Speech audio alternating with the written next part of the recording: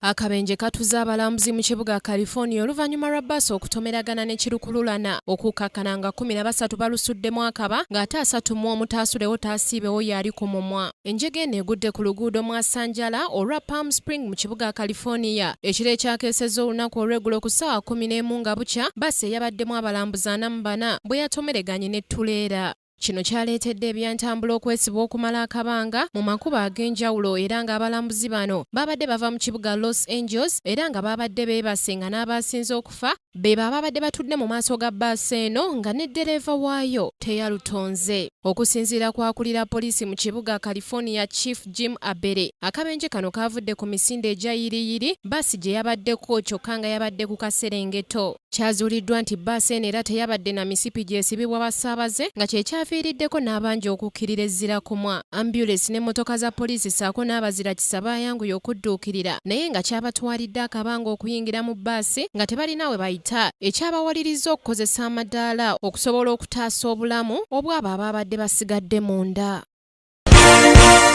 This is Kingdom TV.